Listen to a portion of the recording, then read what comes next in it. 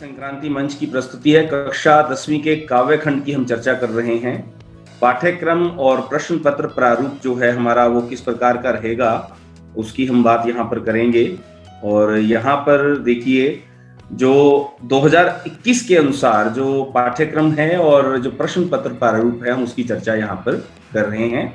सबसे पहले तो प्यारे विद्यार्थियों, ये आप देख पा रहे हैं हमारे पास 6 जो है कविताएं हमारे पाठ्यक्रम में शेष रही हैं, जिसमें सूरदास के पद, राम लक्ष्मण परशुराम संवाद, सवैया कवित्त, उत्साह, अट नहीं रही है और कन्यादान कविता। तो ये 6 कविताएं हैं, इसके बारे में हम चर्चा करेंगे। हमारे इन कक्षाओं में जो ऑनलाइन कक्षाएं हिंदी संक्रांति मंच के माध्यम से आप तक पहुंचाई जा रही हैं। और सबसे पहले आज की कड़ी में हम आपको बात करेंगे आपके साथ सूरदास के पद कविता के अंतर्गत। लेकिन उससे पूर्व हम चर्चा करेंगे प्रश्न पत्र प्रारूप में कि कविताओं में से जो प्रश्न हैं वो किस प्रकार से हैं। तो कविताओं में जो प्रश्न आपको पूछे जाएंगे इस बार उनका थोड़ा सा जो प्रारूप है वो परिवर्तित हुआ है। हालांकि 80 अंक की जो कुल परीक्षा है आपकी, उनमें से काव्य खंड जो है वो 20 अंकों के प्रश्न उसमें से पूछे जाएंगे। तो काव्य खंड में जो 20 अंकों के प्रश्न आपको पूछे जाएंगे उनका प्रारूप इस प्रकार रहेगा। जो आपके बहुविकल्पीय प्रश्न हैं, यानी कि जो आप परीक्षाओं में जो आपको प्रश्न पूछे जाएंगे उनमें बहुविकल्पीय प्रश्न में अति लघुत्तरीय जो प्रश्न है वो 8 अंकों के हैं। और काव्यांश आधारित जो प्रश्न है आपको एक काव्यांश दिया जाएगा और उस काव्यांश में से आपको क्या करना है, उन प्रश्नों के उत्तर देने हैं जो कि आपके 5 अंकों के हैं। इसी प्रकार जो आपका शिल्प और भावार्थ संबंधी प्रश्न है, जिसमें आपको भाव शिल्प और काव्य शिल्प की बात करनी है, तो उसके लिए आपके जो प्रश्न हैं वो 4 अंकों के रहेंगे। यानी कि 2 अंक का आपको शिल्प सौंदर्य है और 2 अंकों का आपका क्या है, जो भावार्थ संबंधी प्रश्न आपको पूछा जाएगा। इसी प्रकार एक प्रश्न आपको हल करना होगा, जो आपको 2 प्रश्न दिए जाएंगे। पूरी जो 6 कविताएं हैं उनमें से 2 प्रश्न दिए जाएंगे, आपको किसी एक का उत्तर लिखना है जिसके कि 3 अंक हैं। तो इस प्रकार का जो प्रारूप है आपको काव्य खंड में देखने को मिलेगा। तो आशा है आपको इस बार की जो परीक्षा है उसके लिए आप पूरी तरह से मानसिक रूप से तैयार हो सकेंगे। जब आप कक्षा लगा रहे होंगे, चाहे आप काव्य खंड की कक्षा लगाएं, चाहे आप गद्य खंड की कक्षा लगाएं, इससे पूर्व हमने आपकी व्याकरण आधारित जो है कक्षाएं वो लगाई थी, तो उसमें आपको कम से कम ये स्पष्ट होना चाहिए कि हमें जो प्रश्न है वो किस प्रकार से पूछे जाएंगे। तो प्यारे विद्यार्थियों, आज हम जो बात कर रहे हैं वो बात है सूरदास द्वारा रचित पद जो, और इसमें आपको जो प्रश्न है, जैसा कि हमने अभी पीछे बात की है कि काव्यांश आधारित जो प्रश्न है वो आपको 5 अंकों के रहेंगे। यानी कि एक काव्यांश आपको दिया जाएगा इन 6 की 6 कविताओं में से, और उसके ऊपर आधारित आपको जो प्रश्न है वो पूछे जाएंगे 5 अंकों। 5 अंकों के प्रश्न ये रहेंगे। उसके पश्चात 8 अंकों के जो आपके प्रश्न हैं वो रहेंगे अति लघुत्तरीय और एमसीक्यू, यानी बहुविकल्पीय प्रश्न। हो सकता है कि वो 4-4 हो जाएं, हो सकता है कि 8 के 8 आपको एमसीक्यू पूछे जाएं, हो सकता है 5 और 3 की रेशियो रहे, लेकिन उनका उत्तर केवल एक शब्द या एक पंक्ति के अंदर होगा जो आपको पूछा जाएगा। तो 8 अंकों के जो प्रश्न हैं वो आपके बिल्कुल वन वर्ड आंसर कह सकते हैं, आप उसको एमसीक्यू कह सकते हैं, जिसका कि निर्णय बाद में पेपर के दौरान लिया जाएगा, लेकिन रहेंगे वो 8 अंक। 8 और 5 13। इसके पश्चात अंक बचते हैं 7। 2 नंबर का भावार्थ संबंधी प्रश्न और 2 नंबर का आपका जो आएगा 2 अंकों का शिल्प सौंदर्य का प्रश्न आएगा, यानी कि 13 और 4 17 अंक। तो ये जो शिल्प सौंदर्य और भावार्थ के साथ साथ एक प्रश्न, इन 6 कविताओं में से कोई 2 प्रश्न आपको दिए जाएंगे जिनमें से केवल आपको एक का उत्तर देना है। उस एक प्रश्न के अंक होंगे 3। इस प्रकार जो पूरा काव्य खंड है वो हमारा 20 अंक आपको, यानी कि 25% जो है आपका परीक्षा पत्र का जो हिस्सा है वो काव्य खंड में से आएगा। तो चलिए अब हम शुरू कर रहे हैं सूरदास की बात। तो प्यारे विद्यार्थियों, सूरदास, जैसा कि आपने ऑनलाइन के माध्यम से या आपके अध्यापक ने आप तक सामग्री पहुंचाने की कोशिश की होगी या सहायक पुस्तकों के माध्यम से आपने प्रयास किया होगा, इनके बारे में कुछ ना कुछ समझने का प्रयास किया होगा, जानने की कोशिश की होगी। तो आज हम बात कर रहे हैं सूरदास जी के बारे में। सूरदास भक्ति काल के कृष्ण भक्ति धारा के सिरमौर कवि माने जाते हैं। और ये कहा जाता है कि ये जन्मांध थे, ये जन्म से अंधे थे, और लेकिन जो कृष्ण के प्रति इनका प्रेम है, जो समर्पण भाव है, वो जो हृदय का भाव व्यक्त हुआ है, उन्होंने इन्हें सिरमौर भक्त कवियों में शामिल कर दिया है। तो कृष्ण के प्रति जो उनकी भावना थी, इन्होंने सूरसागर, साहित्य लहरी और जो अपनी काव्य रचना जिस प्रकार की भी लिखी हैं, उनमें केवल इनका जो समर्पण है, जो संदेश है, जो केंद्र बिंदु है, वो केवल कृष्ण की भक्ति रहा। तो इसी प्रकार इनके द्वारा रचित जो 4 पद हैं वो हमारे पाठ्यक्रम में शामिल किए गए, और ये जो 4 पद शामिल किए गए हैं ये आधारित हैं उद्धव गोपी प्रसंग के ऊपर। अब इसमें 3 पात्रों की बात आएगी। कृष्ण की बात है, कृष्ण भगवान जिसको द्वारिकाधीश, गिरिधर, कितने ही नामों से जाना जाता है, ठीक है। और एक नाम आता है गोपियों का।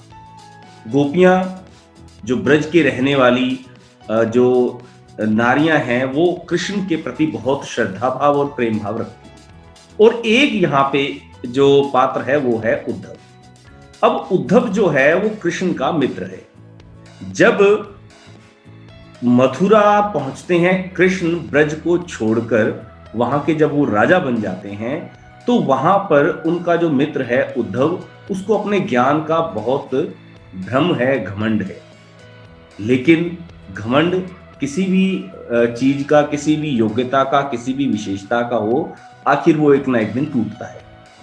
तो उसी ज्ञान की परीक्षा लेने के लिए और उसी ज्ञान के दंभ को, उसी ज्ञान के अहंकार को तोड़ने के लिए कृष्ण क्या करते हैं, उद्धव को कहां भेजते हैं, ब्रज में भेजते हैं गोपियों के पास, कि तुम जाओ और वहां जाकर गोपियों को समझा बुझा कर आओ कि कृष्ण के प्रेम में कुछ नहीं रखा, वो योग साधना करें और योग साधना के माध्यम से निर्गुण परमात्मा को प्राप्त करने की कोशिश करें।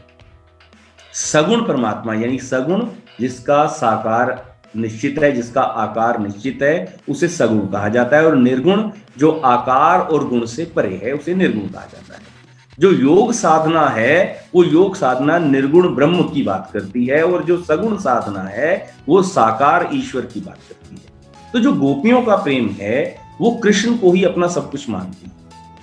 कृष्ण के प्रति उनका जो प्रेम भाव है, जो श्रद्धा भाव है, वो भक्ति किस प्रकार की है, वो सगुण भक्ति है। तो इस पाठ के माध्यम से, इन पदों के माध्यम से एक संदेश और भी है कि सगुण की विजय दिखाई गई है किसके ऊपर, निर्गुण के।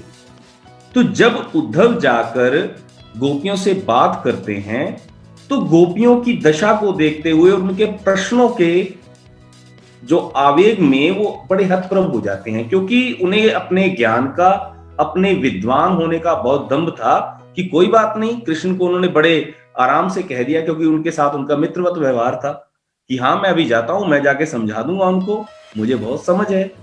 लेकिन जब जाके उनकी दशा देखते हैं, उनके प्रेम को देखते हैं, उनके समर्पण को देखते हैं, तो उनके पास उनके किसी भी प्रश्न का उत्तर नहीं रहता, वो निरुत्तर होकर लौटते हैं।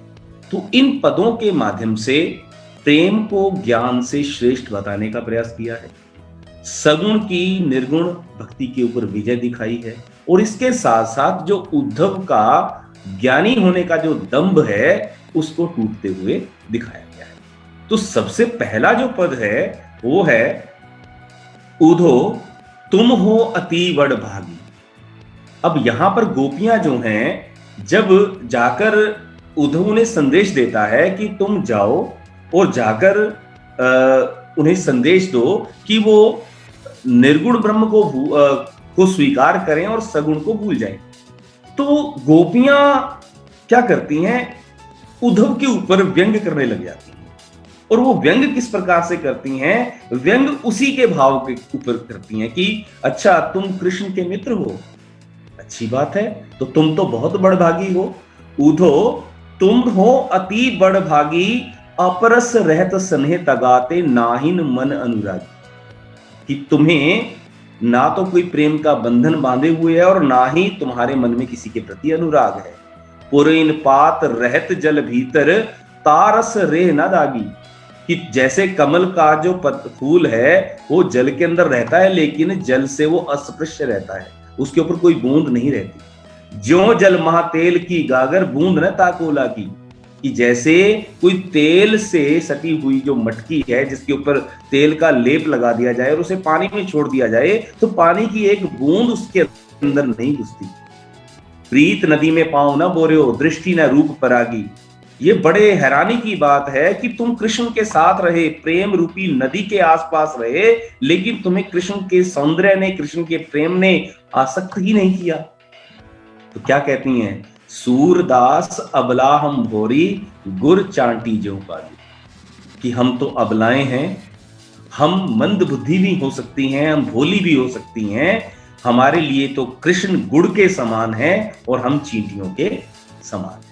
तुम तो विद्वान हो, तुम इतने बुद्धिमान हो, जो तुम कृष्ण के पास रहे लेकिन तुम्हारे ऊपर उनके प्रेम का कोई असर नहीं हुआ, और हम उनसे दूर होकर भी क्या है, उनके प्रेम में आज भी वियोगिनी बनी हुई है। तो दो प्रश्न इसमें से ऐसे बनते हैं, चाहे किसी भी प्रकार का काव्यांश हो, जिसमें पूछा जाता है कि कविता का नाम बताइए, कवि का नाम बताइए, और उसके साथ साथ इस पद का या इस कविता का, इस काव्यांश का प्रसंग लिखिए। ये दो प्रश्न ऐसे हैं जो प्रत्येक काव्यांश के ऊपर मिलेंगे ही मिलेंगे, चाहे वो किसी भी कविता में से आए। तो आपको सबसे पहला काम जो करना है, जब भी आप काव्य पाठ करते हैं तो आपको कविता का नाम और उसके रचनाकार का नाम अवश्य याद होना चाहिए। उसके पश्चात आपको ध्यान में रखना है उसका प्रसंग। प्रसंग का भाव क्या होता है, प्रसंग कहते हैं इंट्रो को, यानी परिचय को, कि ये जो कविता है, इस कविता के रचनाकार कौन है, ये रचना किस उद्देश्य के साथ लिखी गई है और इस रचना का केंद्रीय भाव क्या है। तो यहीं पर इस पद का प्रसंग लिखिए या प्रस्तुत पद्यांश के कवि और कविता का नाम क्या है, तो हमें इस प्रश्न का उत्तर सहजता से मिल जाएगा कि इसके रचयिता जो है वो सूरदास हैं और कविता का नाम पद है, सूरदास के पद हैं। और इसका प्रसंग क्या है कि जो प्रस्तुत पद है ये सूरदास द्वारा रचित है, जिसमें की वह वेदना और श्री कृष्ण के प्रति एक निष्ठ प्रेम का वर्णन किया है। श्री कृष्ण के प्रति एक निष्ठ प्रेम का वर्णन किया है और इसके साथ साथ उद्धव के ऊपर व्यंग्य भी किया है। ठीक है, तो उद्धव तुम हो अति बड़ भागी, ये जो पंक्ति आई है, जैसा हमने अभी बात की कि गोपियां कहती हैं कि उद्धव तुम हो अति बड़ भागी, तुम तो बहुत ही भाग्यशाली हो। इस कथन के अंदर क्या व्यंग्य छिपा है, तो इसमें आपको एक बात और बताना चाहूंगा कि सूरदास इतने श्रेष्ठ जो है रचनाकार और कवि रहे कि आंखें ना होते हुए भी उन्होंने, ये कह सकते हैं कि ऐसा कोई भाव छोड़ा ही नहीं है जिसकी उन्होंने प्रासंगिकता पूर्ण रचना ना की हो। अब यहाँ पे वक्रोक्ति अलंकार जिसको हम कहते हैं कि वक्र है उक्ति में, यानी कि कहने के ढंग में वक्रता है। एक जैसे ना चिढ़ाने की बात को लेकर जिस तरह व्यंग्य किया जाता है, तो ये उसी प्रसंग की बात है, भ्रमर गीत प्रसंग में से ये उद्धृत है। तो वास्तव में गोपियां ये कहना चाहती हैं कि उद्धव तुम तो भाग्यहीन हो। कह तो उसको बड़भागी रही हैं, लेकिन वास्तव में वो कहना क्या चाहती हैं कि तुम भाग्यहीन हो जो कृष्ण के पास होते हुए भी निर्गुण ब्रह्म को ढूंढने में लगे हुए हो। अरे साक्षात ब्रह्म, साक्षात ईश्वर तुम्हारा मित्र है, तुम उसे इंसान ही समझे बैठे हो। वो तुम्हारे साथ है, तुम उसके साथ रह रहे हो, लेकिन तुम उसको ईश्वर नहीं मानते, तुम उसके प्रेम में मस्त नहीं हो, तो तुम वास्तव में भाग्यहीन हो। लेकिन ये बात कहने के लिए गोपियां प्रत्यक्ष भाग्यहीन शब्द का प्रयोग नहीं करती, वहां पे वो वक्रोक्ति का प्रयोग करती हैं, यानी कि व्यंग्य करती हैं कि तुम क्या हो, उद्धव तुम हो अति बड़ भागी, कि तुम्हारे तो बड़े ऊंचे भाग हैं कि तुम कृष्ण के साथ हो। लेकिन वास्तव में वो उद्धव को क्या कहना चाहती हैं, वो उद्धव को भाग्यहीन कहना चाहती हैं। इसी प्रकार जो अगला प्रश्न है वो है गोपियों ने किसके प्रति अपना प्रेम भाव व्यक्त किया है। तो ये बात स्पष्ट है आपको कि गोपियों ने कृष्ण के प्रति एक निष्ठ प्रेम भाव को स्पष्ट किया है। इसके पश्चात अगला है, इस पद में किस प्रीति नदी की ओर संकेत किया गया है? किस प्रीति नदी? प्रेम किसके प्रति है गोपियों का? प्रेम गोपियों का है कृष्ण के प्रति। तो श्री कृष्ण के जो प्रेम रूपी नदी की ओर संकेत किया गया है। इसके पश्चात अगला प्रश्न है, उद्धव के व्यवहार की तुलना किससे की गई है? तो उद्धव के जो व्यवहार की तुलना की गई है वो कमल के पत्ते के साथ की गई है। कैसे? जिस प्रकार कमल का पत्ता पानी में रहता जरूर है लेकिन उससे निर्लिप्त रहता है, उसी प्रकार उद्धव जो है वो कृष्ण के समीप रहकर भी उनसे क्या है, दूर ही रहते हैं। इन पंक्तियों में कौन स्वयं को भूरी अबला समझती हैं और क्यों? तो कहा ना, सूरदास अबला हम भौरी। बात करने वाली कौन है? गोपियां। तो इन पंक्तियों में गोपियां स्वयं को भोरी और अबला समझती हैं क्योंकि उन्हें लगता है कि श्री कृष्ण ने उन्हें प्रेम में छल लिया है, उन्होंने हमें मूर्ख बना दिया है, उन्होंने हमें धोखा दिया है। तो इसलिए वो स्वयं को क्या कहती हैं? अपने आप को भोरी और अबला कहती हैं। तो यहाँ पे अगला प्रश्न है कि गुड़ और चींटी किसके प्रतीक हैं? तो गुड़ श्री कृष्ण का प्रतीक है और चींटियां किसका प्रतीक है? गोपियों का। पुरीन पात, पुरीन कहा जाता है कमल को और पात कहा जाता है पत्ते को। पुरीन पात गोपियों के अनुसार किसके मन में प्रेम उत्पन्न नहीं हुआ? इतना जो तुम उसके पास रहे, तुम्हारे मन में फिर भी प्रेम जागृत नहीं हुआ। तो ये गोपियां किससे संवाद कर रही हैं? उद्धव से। तो गोपियों के अनुसार उद्धव के मन में प्रेम जागृत नहीं हुआ। इसके पश्चात अगला पद है, मन की मन ही मांझ रही। हे उद्धव, हमारी तो हमारे मन के अंदर ही रह गई। कहिए जाई कौन पे उधो नाही परत कही। अब जाकर किसके आगे बात रखें? किससे हम बात करें? किसको बताएं? हम कहने से कह भी नहीं पा रहे हैं। अवध आधार आस यावन की, तन मन बिथा सही। हमें ये उम्मीद थी, हमें ये आशा थी कि कृष्ण मथुरा गए हैं, कुछ समय के पश्चात वो लौट आएंगे और जाते समय वो कहकर भी गए थे कि मैं वापस आऊंगा। इसी आशा के अंदर हम अपने तन और मन पर पीड़ा को सहन कर रहे थे। व्यथा मतलब पीड़ा। तो इसी आशा के अंदर अवध आधार आस आवण की, तन मन बिथा सही। अब इन जोग संदेशन सुन सुन। लेकिन अब आपके ये योग साधना के संदेशों को सुन सुन कर बिरहन बिरह दही, ये बातें तो हमारे विरहाग्नि को के ओर भड़का रही हैं, यानी कि हमें जलाने का काम कर रही हैं। चाहत होती गुहार जितही ते उततय धार बही। हमारी गुहार थी किससे? कृष्ण से। हमारा ये निवेदन था कृष्ण से। लेकिन सूरदास अब धीर धरही क्यों?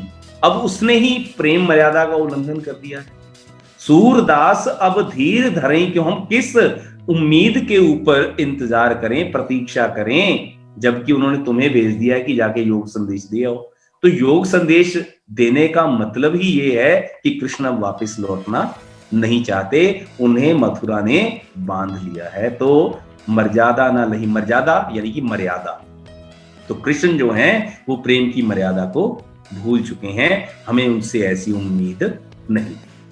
तो पहला प्रश्न क्या है कि गोपियां जहां गुहार लगाना चाहती थी वहां से क्या संदेश आया? गोपियां गुहार किससे लगाना चाहती थी? कृष्ण से। और वहां से संदेश कैसा आ रहा है? योग साधना का। किसके माध्यम से आ रहा है? उद्धव के माध्यम से आ रहा है। तो गोपियों ने किस मर्यादा की बात की है? तो गोपियों ने श्री कृष्ण से प्रेम की मर्यादा का पालन न करने की बात कही है, क्योंकि उनकी दृष्टि में कृष्ण ने अपनी प्रेम मर्यादा का उल्लंघन कर दिया है। यानी कि उन्होंने जो वादा था वापस आने का वो तोड़ दिया है और वापस आने की बजाय वो क्या कर रहे हैं? उद्धव को भेज रहे हैं जाकर योग संदेश की बात करने की। तो ये हमें उससे भी ज्यादा पीड़ा पहुंचा रहा है। योग संदेश सुनकर गोपियों की क्या हालत होती है? 2020 में ये प्रश्न पूछा गया था, पिछले वर्ष। योग संदेश सुनकर गोपियां श्री कृष्ण के विरह में जलने लगती हैं। और इस काव्यांश में गुहार का अर्थ क्या है? गुहार का अर्थ होता है सहायता के लिए पुकारना, किसी को हेल्प के लिए बुलाना, उसे कहा जाता है गुहार। ये प्रश्न भी पूछा गया था हरियाणा विद्यालय शिक्षा बोर्ड के 2020 के प्रश्न पत्र में। अब इसके पश्चात है हमारा अगला प्रश्न, गोपियों का धैर्य खत्म क्यों हो रहा है? अब जो गोपियों का जो धैर्य है कि मथुरा जाते समय कृष्ण वापस आने की अवधि गोपियों को बताकर गए थे कि कुछ समय के बाद यह काम समाप्त हो जाएगा, कंसवध हो जाएगा, तो उसके पश्चात मैं वापस आ जाऊंगा। और इसी आशा के ऊपर, इसी उम्मीद के ऊपर वो किसका इंतजार कर रही हैं, किसकी प्रतीक्षा कर रही हैं? श्री कृष्ण की प्रतीक्षा कर रही हैं। लेकिन श्री कृष्ण ने वहां जाने के बाद क्या हुआ? उद्धव को भेज दिया योग संदेश देकर। इसलिए उनका जो धैर्य है, जो उनकी आशा है, जो धैर्य धीरे जो है वो समाप्त होता जा रहा है। और गोपियों को क्या प्रिय है और क्या अप्रिय है? प्रिय मतलब प्यारा है। तो गोपियों को श्री कृष्ण की एक निष्ठ भक्ति, केवल श्री कृष्ण की बात करती हैं, केवल श्री कृष्ण की भक्ति और प्रेम ही प्रिय है। और उन्हें निर्गुण ईश्वर का जो संदेश है वो अप्रिय लगता है, वो बात ही नहीं सुनना चाहती। कृष्ण के अलावा उन्हें किसी भी प्रकार के संदेश, किसी भी प्रकार के भक्ति मार्ग, किसी और के प्रेम की बात को मानना तो क्या, सुनना भी स्वीकार नहीं है। विरहणी कौन है? विरहणी कहा जाता है जो वियोग में हो। विरहणी कौन है और उनके विषय में क्या कहा गया है? तो गोपियां ही विरहणी हैं, और जब श्री कृष्ण की विरह रूपी आग में वो जल रही हैं, तो यहाँ कौन सी धारा की बात की जा रही है? तो यहाँ पर योग संदेश रूपी धारा की बात की जा रही है। प्रश्न दिए गए हैं, प्रश्न संख्या 9, 10 और 11। अत्यंत महत्वपूर्ण प्रश्न है ये। इनमें से एक प्रश्न प्रत्येक कोड के अंदर पूछा ही पूछा जाता है कि तगा शब्द का क्या अर्थ है? तो तगा है बंधन या धागा। इसके पश्चात अपरस, जिसको कहा जाता है कि अछूता, जो किसी के संपर्क में ना हो, अलिप्त, नीरस या अछूता। इसी प्रकार भ्रमर या मधुकर का अर्थ क्या है? तो इसका अर्थ है अली, मधुकर या उद्धव। ये 3 भ्रमर के अर्थ हैं। इसी प्रकार बढ़ते हैं तीसरे पद की ओर। हमारे हरि हारिल की लकड़ी। अब यहाँ पे गोपियां अपने प्रेम की जो तुलना कर रही हैं वो किसके साथ कर रही हैं? वो हारिल जो पक्षी है उसका एक बंधन, एक जुड़ाव जो है लकड़ी के साथ जिस प्रकार का होता है, उसी प्रकार से अपने प्रेम की तुलना करती है। कि जो हारिल पक्षी है एक विशेष प्रकार का पक्षी होता है, उसकी विशेषता यह रहती है कि वो हर समय अपने पंजे में लकड़ी को दबाए रहता है। तो कह रही हैं कि हमारे हरि हारिल की लकड़ी। हारिल पक्षी के पास जैसे लकड़ी रहती है, तो हमारे लिए कृष्ण तो उस लकड़ी के समान है। हम क्या हैं? हम हारिल पक्षी हैं और कृष्ण हमारे लिए उस लकड़ी के समान है। मन क्रम वचन नंद नंदन उर। हमने मन से, कर्म से और वचन से उस नंद नंदन, नंद कौन?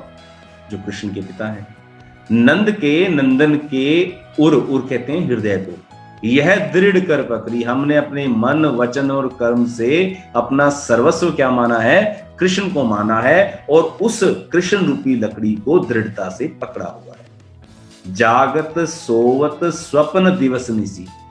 जागते सोते सपने में दिन और रात। जागत सोवत, स्वप्न सपना, दिवस दिन, निसी रात। चाहे जागते समय हो, चाहे सोते समय हो, चाहे सपना देख रही हो, चाहे दिन हो, चाहे रात हो, बस कान कान जकरी, केवल कान्हा कान्हा का नाम ही हमारी जुबान पर रहता है। सुनत जोग लागत है ऐसो, ज्यों ही करुई ककरी। हमने अलंकार भी किया था ना, ज्यों त्यों, जानो मानो, ये आ जाए तो उत्प्रेक्षा अलंकार देखिए इसमें।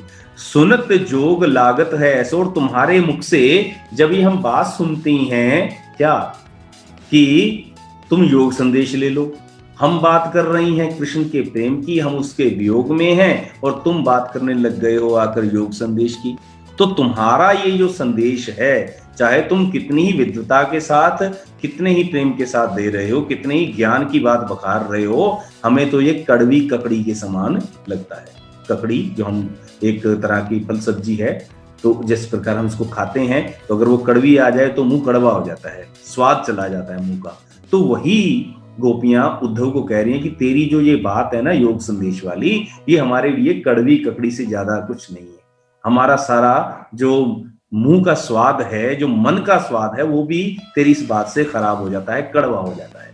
सूतो व्याध हमको ले आए, देख सुनी न करी। अरे तू एक ऐसी बीमारी ले आया है, व्याधि, बीमारी को कहते हैं, कि तेरे मुंह से ही हमने बात सुनी है कि ये योग संदेश होता है। हमें तो पहले ही अपने कृष्ण प्रेम से, कृष्ण के वियोग से सांस लेने की फुर्सत नहीं थी, उससे बचने का कोई रास्ता नहीं था। अब तो एक बीमारी और ले आया योग संदेश की, जिसका ना हमने कभी इसको देखा है, ना कभी इसको सुना है कि कौन इसका इलाज करता है। ना बाबा, हम कानों पे हाथ लगाती हैं, हम इस रोग, इस बीमारी को अपने शरीर पर, अपने तन मन पर नहीं लगाएंगे। यह तो सूर तेन्ही ले सोपो, ले जाओ इसको यहां से उठाकर और इसको उन लोगों को जाकर देना, यानी कि तेरे ज्ञान का संदेश उन लोगों को देना जिनके मन चक्री, जिनके मन में चक्री है, यानी कि जिनका मन स्टेबल नहीं है, स्थायी नहीं है, घूमता रहता है, पारे की तरह ऊपर नीचे आता रहा है। हमारा मन तो हारिल की लकड़ी के समान है, हमारा मन तो एक के ऊपर ही अटका हुआ है। हमारा एक निष्ठ प्रेम है केवल और केवल श्री कृष्ण के प्रति। हमें तुमसे योग संदेश से कुछ नहीं लेना, ये हमारे लिए कड़वी ककड़ी के समान है। हम नहीं चाहती इस प्रकार के योग संदेश को, और ये एक नई बीमारी हम पालना नहीं चाहते। तुम ले जाओ और उन लोगों को देना जिनका मन अस्थाई है, जिनका मन चंचल है, जिनका मन एक जगह पर ठहरता नहीं है। हमें इस योग संदेश से कुछ भी नहीं देना है। तो ये इसका भावार्थ था। अब इसके ऊपर आधारित जो प्रश्न है कि गोपियों ने कृष्ण को किस प्रकार पकड़ा हुआ है, तो हारिल पक्षी की तरह पकड़ा है, जैसे वो अपने पैरों में लकड़ी पकड़े रहता है, उसी प्रकार गोपियों ने किसको पकड़ा हुआ है, मन से, आत्मा से कृष्ण को पकड़ा हुआ है। गोपियां सोते जागते किसका ध्यान करती हैं, कृष्ण का। कवि ने इस पद्यांश में करुई ककरी किसे कहा है, करुई मतलब कड़वी, और ककरी किसे कहा है, योग साधना के संदेश को उन्होंने कड़वी ककड़ी कहा है। यहां गोपियां किस बीमारी की बात कर रही हैं, वही आ गया ना, सूत व्याध हमको ले आए, देख सुनी न करी। कि ऐसी बीमारी तुम ले आए हो, कौन सी बीमारी, जो उद्धव लेके आया है, योग संदेश का जो संदेश है, योग साधना का जो संदेश है, उस बीमारी की बात कर रही है। तो योग संदेश रूपी बीमारी की, जिसके बारे में ना सुना और ना ही जिसका कोई उपचार किया है। यहां हारिल और लकड़ी किसका प्रतीक है, तो हारिल प्रतीक है गोपियों का और लकड़ी प्रतीक है श्री कृष्ण का। तो गोपी के अनुसार किसका मन चंचल है और क्यों, कृष्ण का मन चंचल है। ये प्रश्न बहुत महत्वपूर्ण है। तो कई बार परीक्षा में ये आया है कि गोपियों के अनुसार किसका मन चंचल है, जिनके मन चक्री कृष्ण का, क्योंकि वे मथुरा जाकर गोपियों के प्रेम को भूल गए। इसके पश्चात अंतिम जो पद है इस पाठ्यक्रम में जो शामिल, हरि हैं राजनीति पढ़ आए। मथुरा गए तो मथुरा के होके रह गए, राजा बन गए हैं। अब उन गरीब गोपियां कहां याद है उनको। तो ये एक व्यंग अब कृष्ण के ऊपर भी छोड़ दिया है। ये उपालंब उलाहना जो है, प्रेम के अंदर उलाहना भी चलता है, तो वो उलाहना भगवान को भी दे दिया है, कृष्ण को भी दे दिया है। तो गोपियां कह रही हैं कि हरि है राजनीति पढ़ाए, कि हरि ने, कहते हैं ना, जैसे हम आमतौर पे बात करते हैं कि वो पॉलिटिक्स खेल रहा है, तो पॉलिटिक्स खेलते हैं कि इसका मतलब राजा बन गया है। तो अब गोपियां याद नहीं है। समझी बात कहत मधुकर के, समाचार सब पाए। तेरी सारी बात हम समझ गई। मधुकर, वही बात आ गई। मधुकर का अर्थ क्या है, तो मधुकर का अर्थ भ्रमर भी है, भंवरा भी है, लेकिन यहाँ पे उद्धव के अर्थ में प्रयोग हुआ है। समझी बात कहत मधुकर के, समाचार सब पाए। सारी खबर हमें पता लग गई है तेरे संदेश से। एक अति चतुर होते पहले ही बहुत चालाक थे, बचपन से यही रहे हैं कृष्ण, हम जानते हैं उसको, जब छोटा सा था तब से ही बड़ा चतुर था। अब गुरु ग्रंथ पढ़ाए, गुरु मतलब भारी, बड़े भारी भारी ग्रंथ उन्होंने पढ़ लिए हैं, अब तो और ज्यादा चतुर हो गए। बढ़ी बुद्धि जान जो उनकी जोग संदेश पठाए। ऐसा लगता है कि उनकी बुद्धि इतनी ज्यादा बढ़ गई है कि उनको जोग संदेश समझ में आने लग गए हैं। उधो भले लोग आगे के परहित दौलत ढाए, कि उद्धव एक बात कहेंगे, पहले के जो लोग थे वो बड़े अच्छे थे, बड़े भले थे, दूसरों के हित को करने के लिए वो दौड़े चले आते थे। अगर किसी का भला करना होता था तो वो दौड़े चले आते थे। अब उपालंब देखिए गोपियों का कृष्ण के प्रति, अब अपने मन फेर पाइए चलत जो होते चुराए। हम भी उसकी बात मानने को तैयार हैं, किसकी, कृष्ण की बात मानने को तैयार हैं। ठीक है, उसने कहा है कि योग संदेश जो है वो अपना लो और सगुण यानी कृष्ण के प्रति प्रेम छोड़ दो, तो ठीक है, हमें हमारा मन वापस कर दो जो तुम मथुरा जाते समय साथ ले गए थे। हमें हमारा मन वापस कर दो, तो हम क्या करेंगे, हम भी योग संदेश को अपना लेंगे। हमारा मन हमारे पास है ही नहीं, हमारा मन तो कृष्ण अपने साथ ले गए हैं, तो ये योग संदेश दें किसको, किसको रटाएं। ते क्यों अनीति करें आप, जे और अनीति छुड़ाए।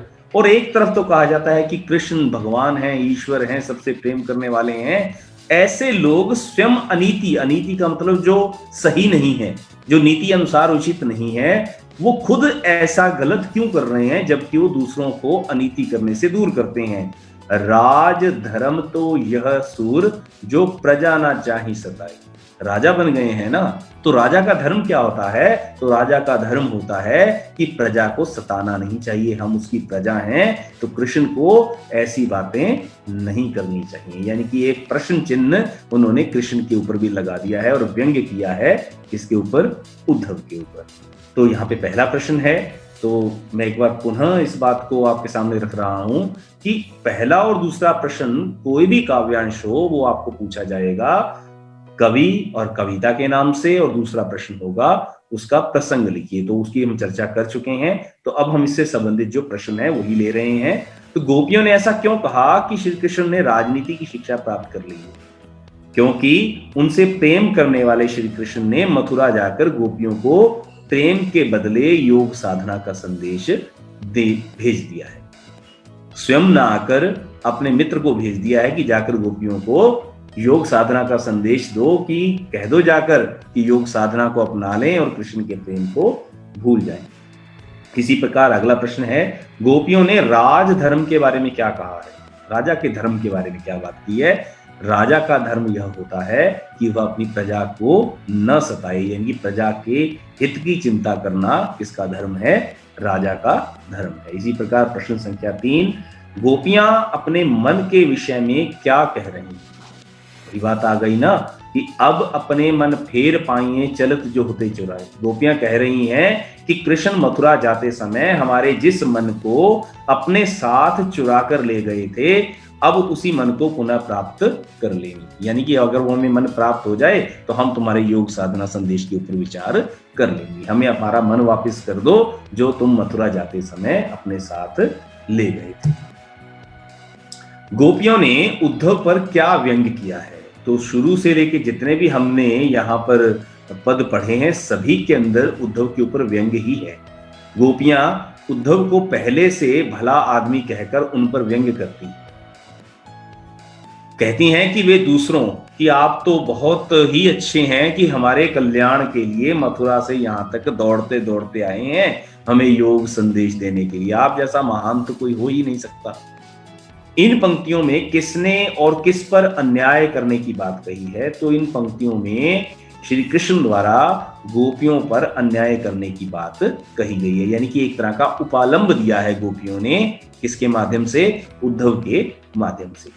गोपियों के अनुसार किसने और किसे ग्रंथ पढ़ा दिए हैं, तो गोपियों के अनुसार उद्धव उनके गुरु भी हैं जिन्होंने राजनीति सिखाई है, तो गुरु ने श्री कृष्ण को राजनीति के ग्रंथ पढ़ा दिए हैं। और प्रश्न संख्या 7 है कि गोपियों ने किस आधार पर और किसकी बुद्धि बढ़ जाने की बात की है, तो कृष्ण द्वारा योग संदेश भेजने की घटना के आधार पर कहा है कि श्री कृष्ण की जो बुद्धि है वो बहुत बढ़ गई है, क्योंकि उसने बड़े बड़े जो ग्रंथ हैं राजनीति के वो मथुरा जाने के बाद पढ़ लिए हैं, जिससे उनका मन हमसे बदल गया है, अब वो हमसे नाता नहीं रखना चाहते। तो ये जो हमने प्रश्न चर्चा इससे पहले वाले 4 पदों के अंतर्गत की है, जिसमें हमने प्रयास किया आपको भावार्थ के साथ साथ काव्यांश आधारित जो प्रश्न सामान्यतः पूछे जाते रहे हैं उनके बारे में हमने चर्चा की है। अब इन्हीं प्रश्नों में से आपको लघुत्तरीय प्रश्न जितने भी आए हैं आज तक वो सारे के सारे क्या हैं, इसमें से शामिल हो जाएंगे, इसमें से कवर हो जाएंगे। अब हम प्रश्न चर्चा कर रहे हैं यानी कि शिल्प और भाव सौंदर्य की, जो 4 अंकों का प्रश्न आपको पूछा जाएगा। तो भाव और शिल्प सौंदर्य संबंधी जो प्रश्न है वो आपको 4 अंकों का आना है, 2 अंक का भावार्थ और 2 अंकों का शिल्प सौंदर्य। तो आपने ध्यान रखना है कि जो भावार्थ है इसका जो केंद्रीय भाव है इन पदों का वो क्या है, तो केंद्रीय भाव जो है पदों का वो है कि गोपियों का कृष्ण के मित्र उद्धव के साथ संवाद है और जिसमें सगुण प्रेम की निर्गुण प्रेम के ऊपर विजय दिखाई गई है, ये केंद्रीय भाव है। अब जो भी आपको पंक्तियां दी जाएंगी उनके अंतर जो चार हमारे पद हैं, चारों पदों में जो मुख्य बात निकल कर आती है वो ये है कि एक तो वो कमल के पत्ते और गुड़ और चिंटी का उदाहरण देकर बताते हैं। गोपियां कहती हैं कि तुम तो बड़े बड़भागी हो कि तुम्हें कृष्ण के प्रेम का तुम्हारे ऊपर कोई असर ही नहीं पड़ा, तुम तो कमल के पत्ते के समान जल से निर्लिप्त रहे और हमारा प्रेम तो ऐसा है कृष्ण के साथ जैसे वो गुड़ हो और हम चींटियां हो। इसी प्रकार इसके बाद फिर वो कृष्ण को उपालंब देती हैं कि अब उन्होंने प्रेम मर्यादा का क्या है पालन नहीं किया, वो मथुरा जाकर हमको भूल गए हैं। और एक हारिल पक्षी हमारे हरी हारिल की लकड़ी, तो हारिल पक्षी का उदाहरण दिया है कि योग संदेश तो चंचल मन वालों के लिए उपयोगी है, हमारे स्थिर मन वालों के लिए नहीं है। ये उनको सौंपो जिनका मन चंचल है, जिनके मन चक्री। तो या ये भावार्थ आपको पूछा जाएगा।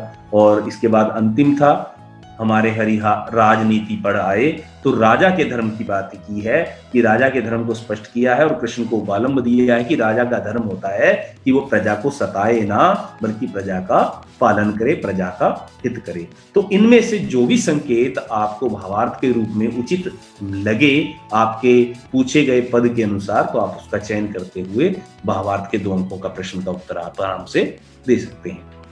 अब शिल्प की बात करते हैं।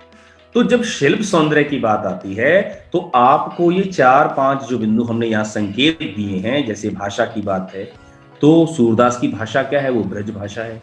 अगर आपने ये लिख दिया कि भाषा ब्रज, अब शब्दावली कैसी है, तत्सम भी है और देशज भी। जैसे कहा पुरैन पात, तो पात जो है वो देशज शब्द है, देसी भाषा का शब्द है, ब्रज भाषा का। तो बहुत सारे शब्द इसके अंदर तत्सम भाषा के भी आए हैं। तो सूरदास की जो पदों की शब्दावली है वो तत्सम और देशज है। इसके पश्चात गुण कैसा है, माधुर्य गुण है। और व्यंग्य किया जा रहा है, वक्रोक्ति की बात की जा रही है, तो शब्द शक्ति क्या है, वो लक्षणा शब्द शक्ति है। और गायन किया जा सकता है, इन पदों को गाया जा सकता है, क्योंकि सूरदास स्वयं बहुत उच्च कोटि के संगीतकार और गायक रहे हैं। वो अपने पदों को गाते थे श्री हरि के मंदिर में। तो इसी प्रकार छंदबद्धता विद्यमान है, यानी कि छंदबद्ध रचना है। इसी प्रकार लयात्मकता भी है और संगीतात्मकता भी है। और अलंकार का जो चुनाव, जैसे मैंने आपको बीच में एक उदाहरण दिया था कि यहाँ पर मन चांटी जो पागी, तो ज्यों त्यों आ गया, तो वहां पर उत्प्रेक्षा अलंकार था। इसी प्रकार यहाँ पे आपको अनुप्रास अलंकार भी मिलेगा, उत्प्रेक्षा भी मिलेगा और उपमा भी मिलेगा, जिसकी जो लक्षण पहचान है वो हमसे पहले वाली कक्षा में हम कर चुके हैं कि अगर सा से सी सरिस आ जाएगा जहां पर, तो वहां पे आपने उपमा अलंकार लिखना है। जहां पे ज्यों त्यों जानू मानो ये आ जाए, वहां पे आपने उत्प्रेक्षा अलंकार लिखना है। और अगर एक ही वर्ण की आवृत्ति मिलेगी आपको, तो आपने वहां पे अनुप्रास अलंकार लिखना है। तो इस प्रकार ये 4 या 5 बिंदु अगर आप स्पष्ट कर देते हैं जब शिल्प सौंदर्य की बात आती है, तो निश्चित तौर पे आपके 2 में से 2 अंक आपको मिलेंगे। और इसी प्रकार भाव सौंदर्य के भी, यानी कि अगर आप इसी एक तकनीक के माध्यम से उत्तर लिखने की एक, जिसको कहते हैं फॉर्मेट के हिसाब से, प्रारूप के हिसाब से अगर आप उत्तर देते हैं, तो कहीं पर भी ऐसी मान लो चांस नहीं है कि आपके अंक कटें। तो आपको बहुत अच्छे तरीके से ये पेपर की जो आपको अटेम्प्टेशन करनी है, अपना जो प्रश्न पत्र के प्रारूप के अनुसार जैसा आपको बताया जा रहा है, हमने प्रयास किया है कि आपके सामने वो सामग्री रखें जो आपको सहायक हो, जो आपका पथ प्रदर्शित कर सके। इसके अलावा आपके विषय अध्यापक दिन रात आपके साथ खड़े हैं। अगर आपको किसी भी प्रकार की कोई समस्या या कोई जिज्ञासा, तो आप उनसे बात कर सकते हैं। तो इसके बाद जो 3 अंकों का प्रश्न है जो आपको पूछा जाना है, 2 प्रश्न आएंगे, उनमें से किसी एक का उत्तर आपको देना है।